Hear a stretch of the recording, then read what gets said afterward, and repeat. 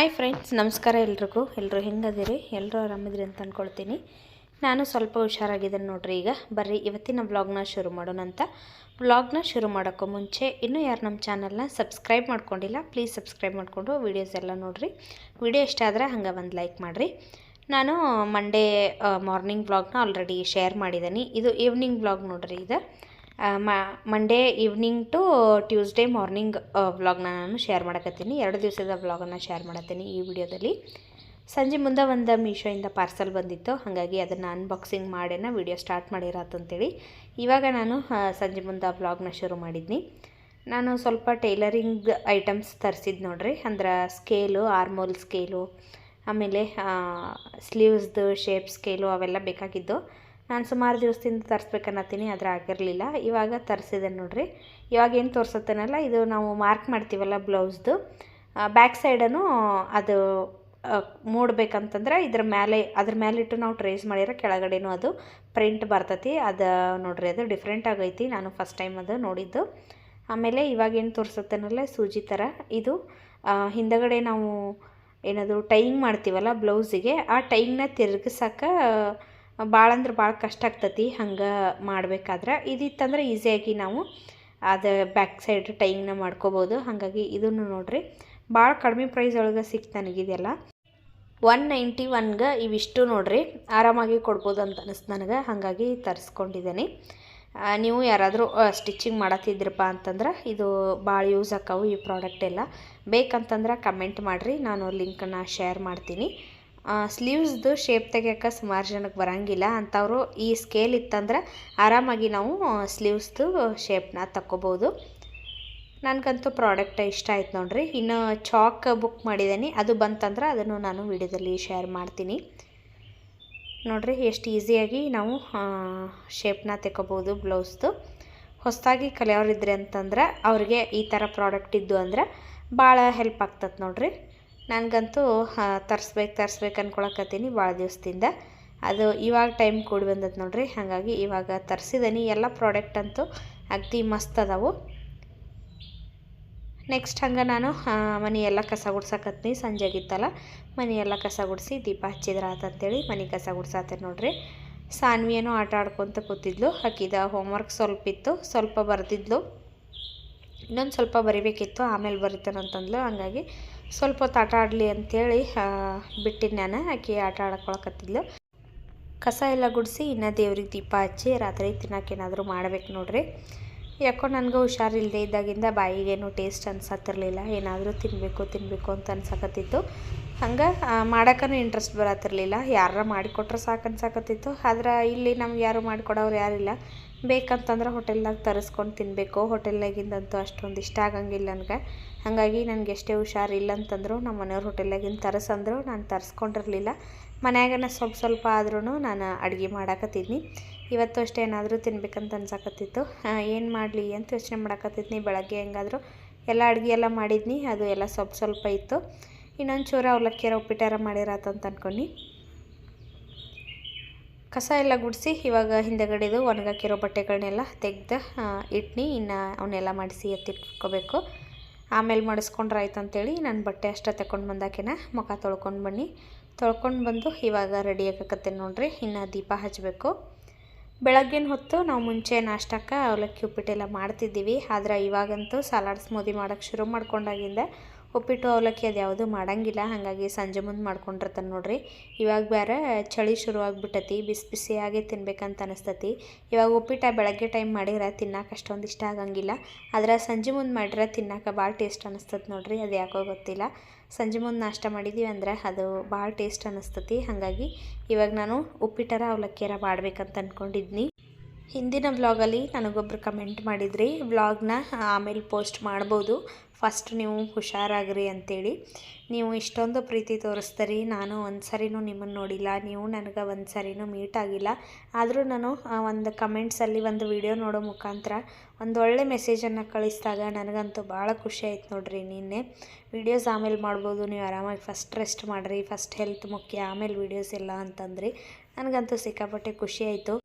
ಆ ಕಮೆಂಟನ್ನು ನೋಡಿದಾದ್ಮೇಲೆ ವೀಡಿಯೋ ಮಾಡೋಕ್ಕೆ ಇನ್ನೂ ಸ್ವಲ್ಪ ಎನರ್ಜಿ ಬಂದತ್ತೆ ನೋಡ್ರಿ ನಂಗೆ. ಫ್ರೆಂಡ್ಸ್, ಈಗ ಇನ್ನೊಂದು ಪಾರ್ಸಲ್ ಬಂದತ್ತೆ ನೋಡ್ರಿ. ಆವಾಗಲೇ ಒಂದು ಬಂತು. ನಾನು ಇದೇನು ಇವತ್ತು ಬರೋದಿಲ್ಲ, ನಾಳೆದು ಬರ್ತತೇನೋ ಅಂತ ಅಂದ್ಕೊಂಡು ನಾನು ಆ ಪಾರ್ಸಲ್ನ ಅನ್ಬಾಕ್ಸ್ ಮಾಡೀನಿ. ಕರೆ ಈಗ ಇನ್ನೊಂದು ಬಂದತ್ತು ನೋಡ್ರಿ. ಏನಂತಂದರೆ ಇದು ಅಷ್ಟೇ, ಇದು ಟೈಲರಿಂಗ್ದು ಚಾಕು. ಇವೆಲ್ಲೂ ಇಲ್ಲಿ ನಮ್ಮ ಮನೆ ಹತ್ರ ಸಿಗತ್ತಿರಲಿಲ್ಲ, ಹಾಗಾಗಿ ನಾನು ಬುಕ್ ಮಾಡಿದ್ನಿ. ನೋಡೋಣ ಅಂತ ಹೆಂಗೆ ಬಂದಾವಂತೇಳಿ. ಆವಾಗಲೇ ತೋರಿಸಿನಲ್ಲ, ಅವೆಲ್ಲ ಚಲೋ ಬಂದಾವೆ ನೋಡ್ರಿ. ಸ್ಕೇಲ್, ಆಮೇಲೆ ಅದ್ರಾಗ ಏನೇನು ತೋರಿಸಿನಲ್ಲ, ಸ್ಕೇಲು, ಆರ್ಮೋಲ್ ಸ್ಕೇಲು, ಆಮೇಲೆ ತೋಳಿಂದ ಶೇಪ್ದು ಸ್ಕೇಲು, ಆಮೇಲೆ ಇದು ಟೈಯಿಂಗ್ ಮಾಡ್ತೀವಲ್ಲ ದಾರ, ಅದರದ್ದು ರಿವರ್ಸ್ ಮಾಡೋದು, ಅದು ಒಂದು ಉದ್ದನ ಪಿನ್ ಥರ ಇತ್ತಲ್ಲ, ಅದು ಎಲ್ಲನೂ ಅಷ್ಟೇ. ಎಲ್ಲ ಸೇರಿ 191 ಅದ. ಇದು ನೋಡ್ರಿ, ಇದು 117 ರೂಪಾಯಿ ಚಾಕ. ಚಲೋ ಬಂದಾವ. 2 ಬಾಕ್ಸ್ ಬಂದವು.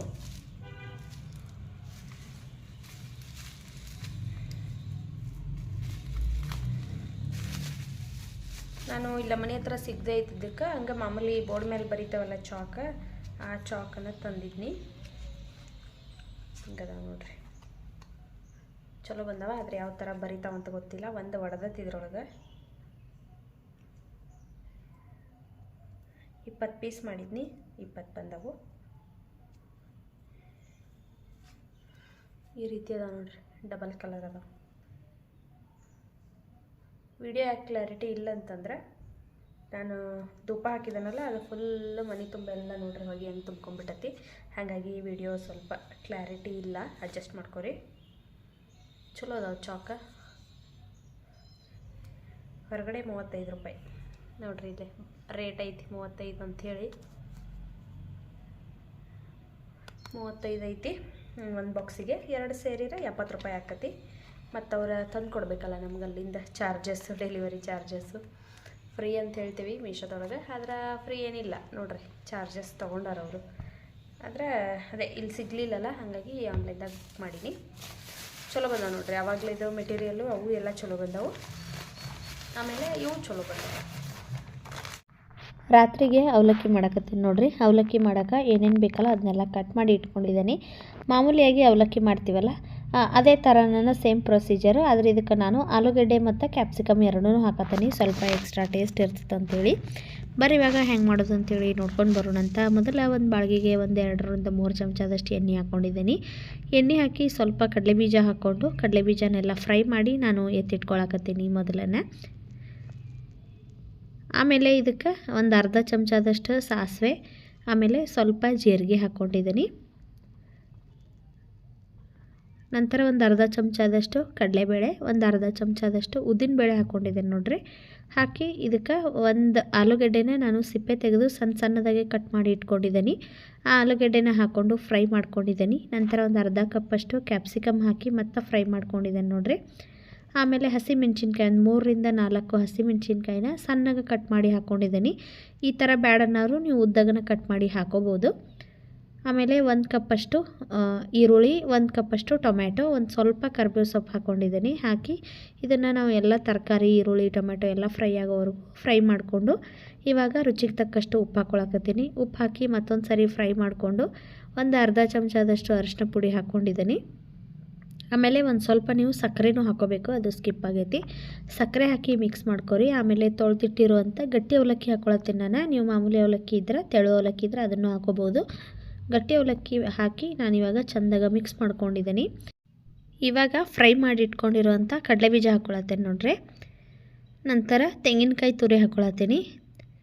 ಆಮೇಲೆ ಸ್ವಲ್ಪ ಕೊತ್ತಂಬರಿ ಸೊಪ್ಪು ಹಾಕ್ಕೊಂಡು ಒಂದು ಅರ್ಧ ನಿಂಬೆಹಣ್ಣು ಹೋಳು ಇರ್ತದಲ್ಲ ಅಷ್ಟೇ ರಸ ಹಾಕ್ಕೊಂಡಿದ್ದೀನಿ. ಹಾಕಿ ಇದನ್ನು ಮಿಕ್ಸ್ ಮಾಡ್ಕೊಂಡಿವಿ ಅಂತಂದ್ರೆ ಬಿಸಿ ಬಿಸಿ ಅವಲಕ್ಕಿ ತಿನ್ನೋಕೆ ಅಗದಿ ಮಸ್ತ್ ಟೇಸ್ಟ್ ಇರ್ತದೆ ನೋಡ್ರಿ. ನಾವು ಮಾಮೂಲಿಯಾಗಿ ಅವಲಕ್ಕಿ ಮಾಡ್ಕೊಂಡು ತಿಂತೇವಲ್ಲ, ಅದಕ್ಕಿಂತ ಎಕ್ಸ್ಟ್ರಾ ಟೇಸ್ಟ್ ಇರ್ತೈತಿ. ಅವಲಕ್ಕಿ ಇಷ್ಟ ಇಲ್ಲ ಅನ್ನೋರು ಈ ಅವಲಕ್ಕಿನ ತಿಂತಾರೆ ನೋಡ್ರಿ. ಒಂದು ಸಾರಿ ಟ್ರೈ ಮಾಡಿ ನೋಡ್ರಿ, ಅಗದಿ ಮಸ್ತ್ ಇರ್ತೈತಿ. ನಾನು ಸಾನ್ವಿಗೂ ಅವಲಕ್ಕಿ ಹಾಕ್ಕೊಟ್ನಿ. ನಾನು ಅವಲಕ್ಕಿ ತಿಂದಾದ್ಮೇಲೆ ಇನ್ನು ಪಾತ್ರೆ ಎಲ್ಲ ತೊಳಿಬೇಕಿತ್ತು ನಾನು. ಅದರ ಕೈ ನಂದು ಸಿಕ್ಕಾಪಟ್ಟೆ ಉರಿ ಆಗಕತ್ತಿತ್ತು.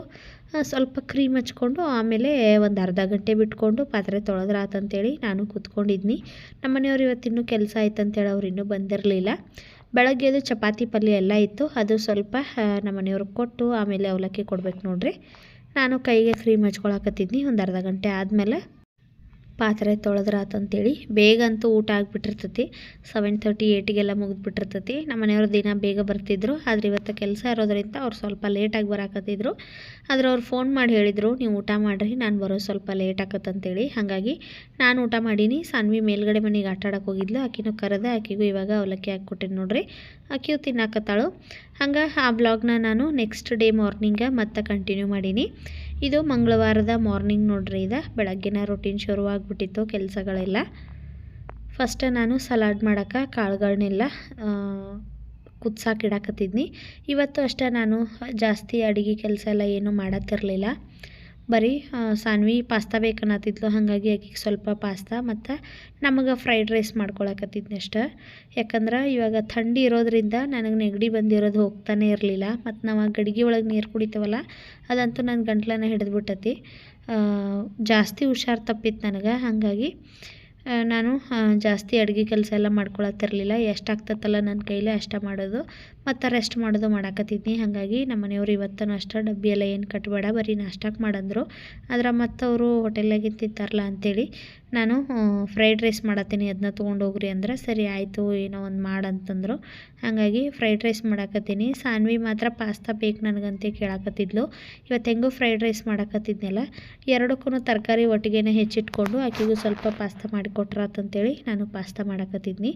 ಒಂದು ಕಡೆ ರೈಸ್ ಮಾಡಾಕಿಟ್ಟಿದ್ನಿ, ಹಂಗೆ ಕಾಳನ್ನು ಬೇಯಿಸಾಕಿಟ್ಟಿದ್ನಿ. ಅದಕ್ಕೆ ಏನೇನು ಬೇಕಲ್ಲ ಎಲ್ಲ ತರಕಾರಿ ಕಟ್ ಮಾಡ್ಕೊಳಕತ್ತಿದ್ನಿ. ಹಂಗೆ ಸ್ವಲ್ಪ ಪಾಸ್ತಾನು ಎಲ್ಲ ಬೇಯಿಸ್ಕೊಂಡ್ರಾತಂತೇಳಿ ನೀರಿಗೆ ಸ್ವಲ್ಪ ಉಪ್ಪು ಮತ್ತು ಎಣ್ಣೆ ಹಾಕಿ ಅವನನ್ನು ಬೇಯಿಸ್ಕೊಳಕ್ಕೆ ಇಟ್ಟಿದ್ದು ನೋಡ್ರಿ. ಒಂದು 7ರಿಂದ 8 ನಿಮಿಷ ಬೇಯಿಸ್ಕೊಂಡ್ರೆ ಸಾಕು. ಅವನ್ನ ಬೇಯಕ್ಕಿಟ್ಟು ಈ ಕಡೆ ನಾನು ಫ್ರೈಡ್ ರೈಸ್ಗೆ ಮತ್ತು ಪಾಸ್ತಾಕ್ಕೆ ಏನೇನು ತರಕಾರಿ ಬೇಕಲ್ಲ ಆ ತರಕಾರಿನೆಲ್ಲನೂ ನಾನು ಕಟ್ ಮಾಡ್ಕೊಳಕತ್ತಿದ್ನಿ. ಪಾಸ್ತಾ ಬೆಂದಿದ್ದು ನೋಡ್ರಿ, ಈ ರೀತಿ ಕೈಯಿಂದ ಪ್ರೆಸ್ ಮಾಡಿದ್ರೆ ಅವು ಹೊಡಿಬೇಕು, ಅವಾಗಾದಾಗ ನೀಟಾಗಿ ಬೆಂದಾವಂತೇಳಿ ಅರ್ಥ. ಅವನ್ನ ಸೋರಾಕೆ ಇಟ್ಕೊಂಡು ಮ್ಯಾಲೆ ಸ್ವಲ್ಪ ತಣ್ಣೀರು ಹಾಕಿ ಸ್ವಲ್ಪ ಆರಕ್ಕೆ ಬಿಟ್ನಿ. ಈ ಕಡೆ ಪಾಸ್ತಾ ಮಾಡೋಕೆ ನೋಡ್ರಿ, ಬಾಳ್ಗಿಗೆ 1-2 ಚಮಚ ಎಣ್ಣೆ ಹಾಕ್ಕೊಂಡು ಸಣ್ಣಗೆ ಹೆಚ್ಚಿರುವಂಥ ಬೆಳ್ಳುಳ್ಳಿ ಹಾಕ್ಕೊಂಡಿದ್ದೀನಿ. ಆಮೇಲೆ ಒಂದು ಹಸಿಮೆಣ್ಸಿನ್ಕಾಯಿ, ಸ್ವಲ್ಪ ಈರುಳ್ಳಿ, ಕ್ಯಾಪ್ಸಿಕಮ್ಮು, ಕ್ಯಾರೆಟು ಮತ್ತು ಬೀನ್ಸ್ ಹಾಕ್ಕೊಂಡಿದ್ದೇನೆ ನೋಡ್ರಿ. ಹಾಕಿ ನಾನು ಫ್ರೈ ಮಾಡ್ಕೊಂಡಿದ್ದೀನಿ. ಲಾಸ್ಟಿಗೆ ಸ್ವಲ್ಪ ಉಪ್ಪು ಹಾಕ್ಕೊಂಡಿದ್ದೀನಿ. ಆಮೇಲೆ ಅರಿಶಿನ ಪುಡಿ, ಒಂಚೂರು ಗರಂ ಮಸಾಲ, ಒಂಚೂರು ಖಾರದ ಪುಡಿ ಹಾಕ್ಕೊಂಡಿದ್ದೀನಿ. ಇಷ್ಟು ಹಾಕಿ ನಾವು ಇದನ್ನು ಫ್ರೈ ಮಾಡ್ಕೋಬೇಕು. ತರಕಾರಿನ ಭಾಳ ಫ್ರೈ ಆಗಬಾರ್ದು, ಸ್ವಲ್ಪ ಕ್ರಂಚಿಯಾಗಿರಬೇಕು. ಹಾಗಾಗಿ ಉಪ್ಪನ್ನ ನೋಡ್ಕೊಂಡು ಹಾಕೋರಿ, ಯಾಕಂದ್ರೆ ನಾವು ಬೇಯಿಸ್ಬೇಕಾದ್ರೆ ಉಪ್ಪು ಹಾಕ್ಕೊಂಡಿರ್ತೀವಿ. ಹಾಗಾಗಿ ಸ್ವಲ್ಪ ನಾವು ಉಪ್ಪು ಹಾಕೋಬೇಕು. ಎಲ್ಲ ಫ್ರೈ ಆದಮೇಲೆ ಬೇಯಿಸಿಟ್ಕೊಂಡಿರುವಂಥ ಪಾಸ್ತಾ ಹಾಕಿ ಮಿಕ್ಸ್ ಮಾಡಿಕೊಂಡು ಲಾಸ್ಟಿಗೆ ಮ್ಯಾಗಿ ಮಸಾಲ ಮತ್ತು ಸ್ವಲ್ಪ ಟೊಮೆಟೊ ಸಾಸು, ಕೊತ್ತಂಬರಿ ಸೊಪ್ಪನ್ನ ಹಾಕಿ ಮಿಕ್ಸ್ ಮಾಡಿದ್ದೀವಿ ಅಂತಂದ್ರೆ ಪಾಸ್ತಾ ರೆಡಿ ಆಯ್ತು ನೋಡ್ರಿ. ಮಕ್ಕಳಿಗೂ ಇಷ್ಟ ಆಗ್ತೈತಿ, ದೊಡ್ಡವ್ರಿಗೂ ಇಷ್ಟ ಆಗ್ತೈತಿ. ಮಕ್ಕಳಂತೂ ಭಾಳ ಇಷ್ಟಪಟ್ಟು ತಿಂತಾರೆ ನೋಡ್ರಿ. ನಾನು ನಮ್ಮ ಮನೆಯಾಗ ಭಾಳ ದಿವಸ ಆಗಿತ್ತು ಮಾಡಿರಲಿಲ್ಲ, ಇವತ್ತು ಮಾಡಿಕೊಟ್ಟು ನೋಡ್ರಿ ಸಾನ್ವಿಗೆ. ಸಾನ್ವಿ ಅಂತೂ ಇವತ್ತು ಇಷ್ಟಪಟ್ಕೊಂಡು ನಾಷ್ಟ ಮಾಡಿ ಸ್ಕೂಲಿಗೆ ಹೋದ್ಲು. ಆಕೆ ಸ್ಕೂಲಿಗೇನು ಇವತ್ತು ನನಗೆ ಪಾಸ್ತಾನ ಬೇಕಂದ್ಲು. ಹಾಗಾಗಿ ಆಕೆ ಬಾಕ್ಸಿಗೆ ಇವತ್ತು ಪಾಸ್ತಾನ ಹಾಕಕತ್ತಿದ್ನಿ. ಪಾಸ್ತಾ ಮಾಡಿರೋದ್ರಿಂದ ಆಕೆ ಇವತ್ತು ಸ್ಮೂದಿ ಕುಡಿಲಿಲ್ಲ. ಪಾಸ್ತಾನ ತಿಂದು ಬಾಕ್ಸಿಗೇನು ಅದನ್ನ ತೊಗೊಂಡು ಹೊಂಟಿಳಿ ನೋಡ್ರಿ.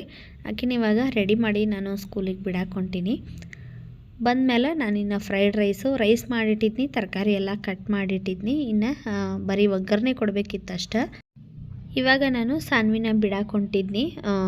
ಸಾನ್ವಿ ಹೊರಗಡೆ ಶೂಸ್ ಹಾಕೋ ಟೈಮ್ನಾಗ ಹೇಳಿಳು, ಅಮ್ಮ ಭಾಳ ಚಳಿ ಐತಿ, ನಮ್ಮ ಮ್ಯಾಮ್ ಹೇಳ್ಯಾರ ಜಾಕೆಟ್ ಮತ್ತು ಸಾಕ್ಸ್ ಹಾಕ್ಕೊಂಡು ಬರ್ಬೇಕಂತೇಳಿ ಅಂತಂದ್ಲು. ಮತ್ತು ಆಕಿನ ಒಳಗಡೆ ಕರ್ಕೊಂಡು ಬಂದು ಹಾಕಿ ಮತ್ತು ಸಾಕ್ಸ್ ಹಾಕಿ ಜಾಕೆಟ್ ಹಾಕಿ ಆಕಿನ ಇವಾಗ ಫುಲ್ ಪ್ಯಾಕ್ ಮಾಡಿ ನಾನು ಸ್ಕೂಲಿಗೆ ಬಿಡಾಕೆ ಹೊಂಟೀನಿ ನೋಡ್ರಿ. ಇವಾಗಂತೂ ಸಿಕ್ಕಾಪಟ್ಟೆ ಚಳಿ ಐತಿಲ್ಲೇ, ಹಾಗಾಗಿ ಆಕಿ ಇವಾಗ ಫುಲ್ ಪ್ಯಾಕಾಗಿ ನೋಡ್ತಿರ್ಬೋದು ರೆಡಿಯಾಗಿ ಸ್ಕೂಲಿಗೆ ಹೊಂಟಾಳು. ಇನ್ನು ಬಿಟ್ಟು ಬಂದು ನಾನು ಸ್ವಲ್ಪ ನಾಷ್ಟ ಮಾಡಿರ. ಇವತ್ತಿಂದ ಅಡುಗೆ ಕೆಲಸ ಎಲ್ಲ ಮುಗೀತು. ನಾನು ಇನ್ನೂ ಒಂದು 2-3 ದಿವಸ ರೆಸ್ಟ್ ಮಾಡಬೇಕು.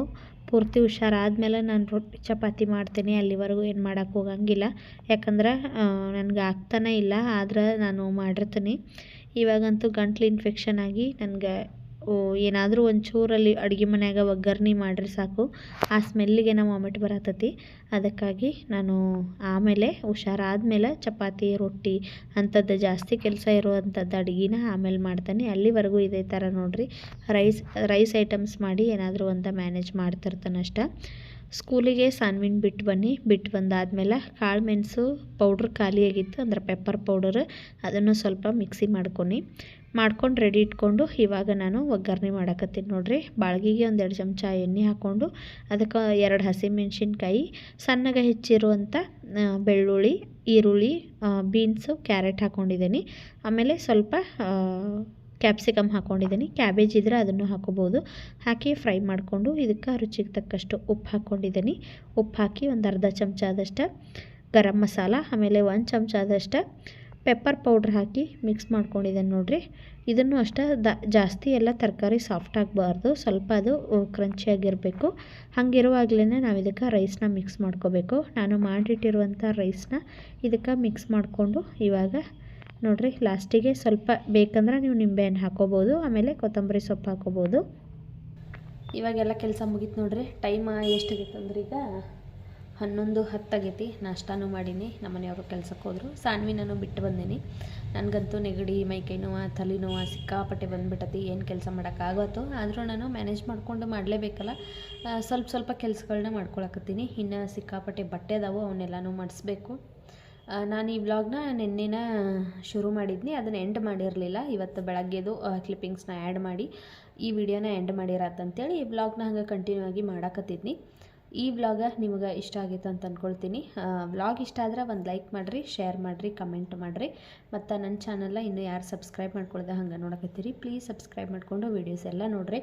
ನಾನು ಡೈಲಿ ವಿಡಿಯೋ ಮಾಡೋಕ್ಕೆ ಟ್ರೈ ಮಾಡಕತ್ತೀನಿ. ನೀವು ಡೈಲಿ ವಿಡಿಯೋ ಹಾಕ್ತಿರ್ತೀನಿ, ಮಿಸ್ ಮಾಡ್ದಂಗೆ ನೋಡಿರಿ. ಈ ವ್ಲಾಗ್ನ ಇಲ್ಲಿಗೆ ಮುಗಿಸಾಕತ್ತೀನಿ. ಮತ್ತೆ ಸಿಗ್ತೀನಂತ ಮುಂದಿನ ವಿಡಿಯೋದಲ್ಲಿ. ಅಲ್ಲಿವರೆಗೂ ಬಾಯ್.